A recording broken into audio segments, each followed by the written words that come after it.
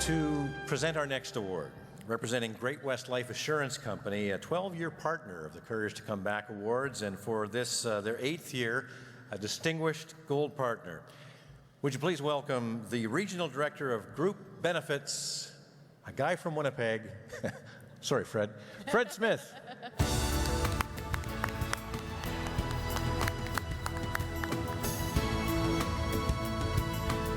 Thanks very much, Kevin.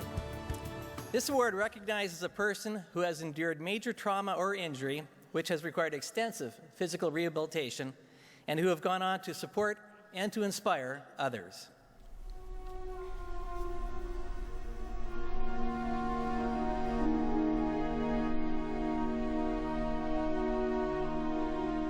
They were driving to Kelowna, a work event. It was May, and they decided to go as a family. The Coquihalla Freeway was clear and dry, the day was beautiful, the sun was shining, and no one is sure why, but he lost control of the car. It flipped end over end and came to rest on the side of the road, twisted and unrecognizable as a car. There could be no survivors, yet miraculously, his daughter was fine. Her twin brother had a head injury but would recover. His wife, a broken wrist. But he was unresponsive. He had a severe brain injury. He would be in a coma for 6.5 months. The doctor told his wife that if he recovered, he'd be unable to eat, walk, or speak.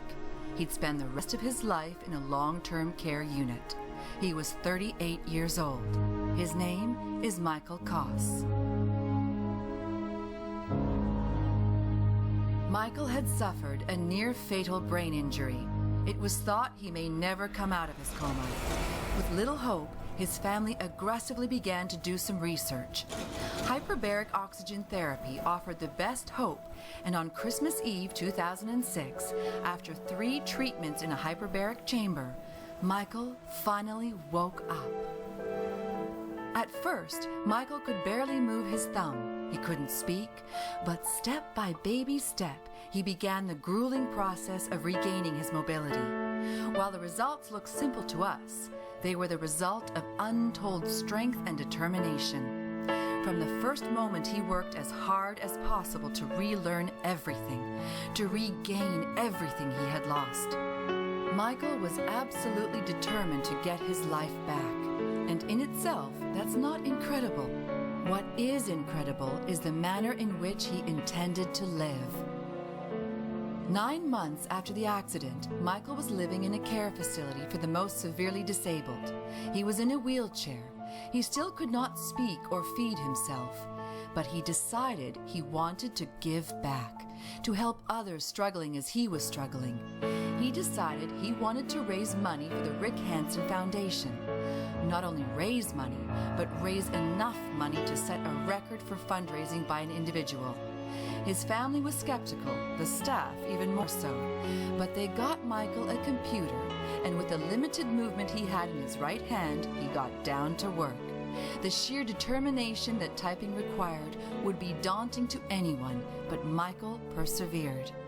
And when the campaign closed, Michael had indeed set a record, raising $22,000, and he had only just begun.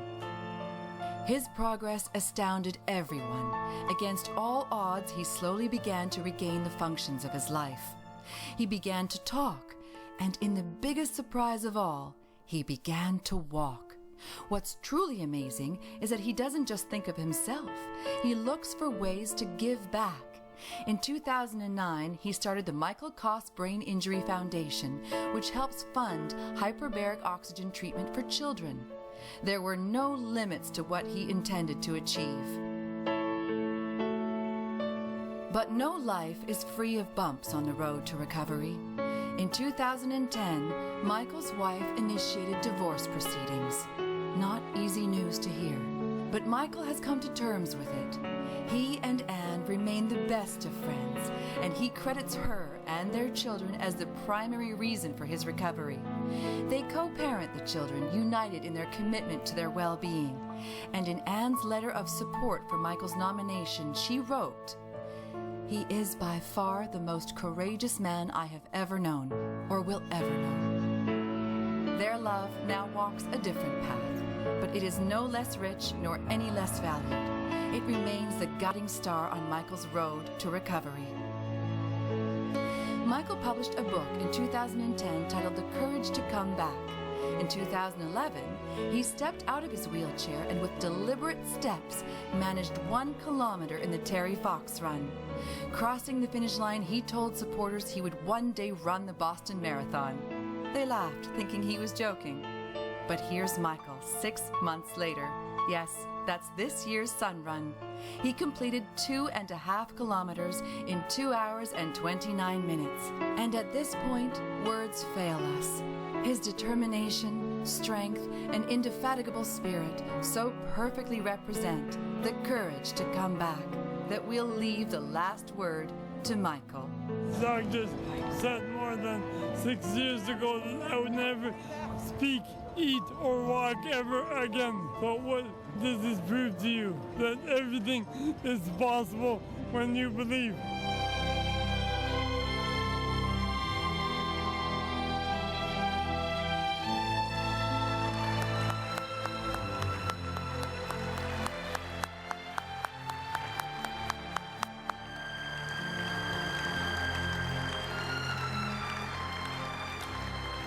Ladies and gentlemen, the 2012 Courage to Come Back Award recipient for physical rehabilitation, Michaelcoss.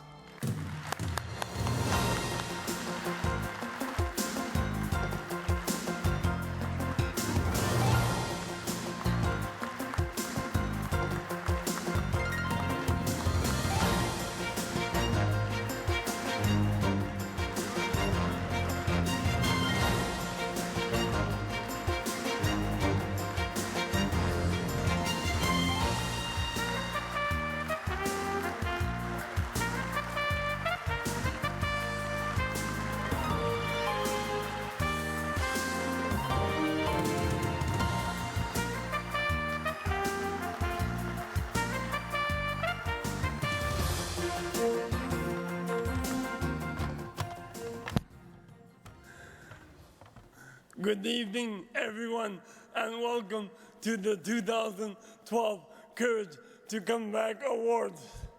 It is. Now, I'll just share with you what this award to me means to me before I begin my speech.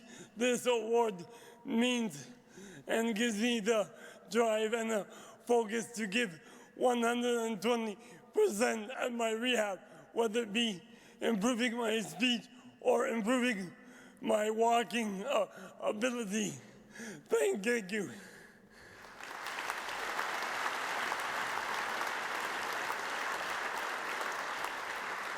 Good evening, event organizers, family members, friends, coworkers, and members of my rehab team. It is with my immense great pleasure that I accept the award in the physical rehab category. I would like to begin my speech with a quote. Only when one suffers a traumatic brain injury does he wear a formal suit with dress shoes with black Velcro straps.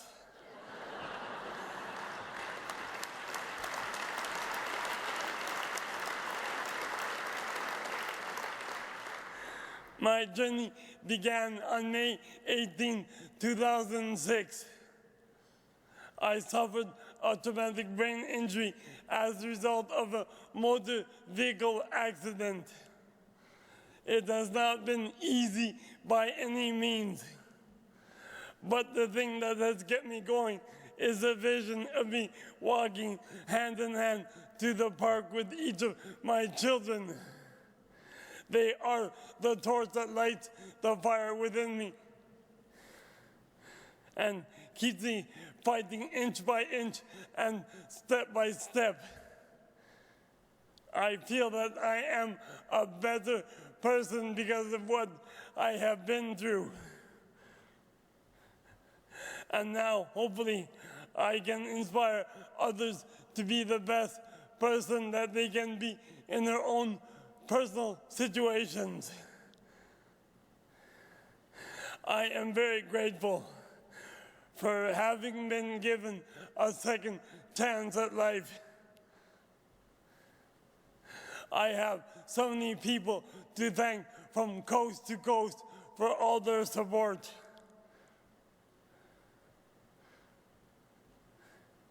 I would like to first thank my parents who are here this evening.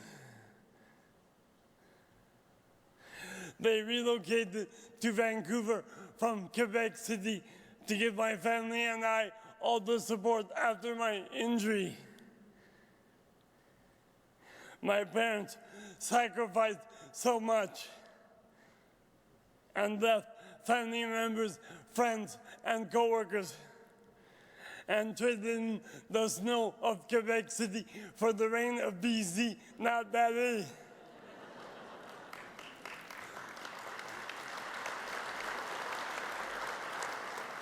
Also, I would like to thank WorkSafe BC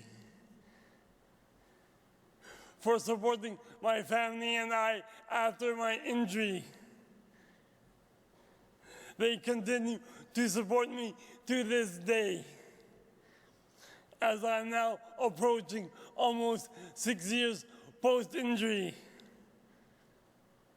I would like to also thank each and every member of my rehab team. No matter how big or small the role that each of them has played with me.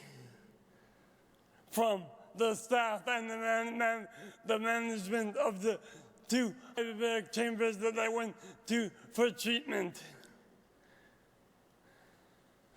From the staff and management of the 2 group homes that taught me all the skills on how to be independent again. The physios, the speech therapists, the OTs, and each specialization which enabled me to take my game to another level. A sincere thanks to all of you. A special thank you also goes out to the person who submitted my nomination for the Courage to Come Back Award, Sylvia Horry. Thank you, Sylvia. I focus on my full recovery. I am doing it for myself and also for my children. My message to all of you is, all things are possible when you believe. Thank you.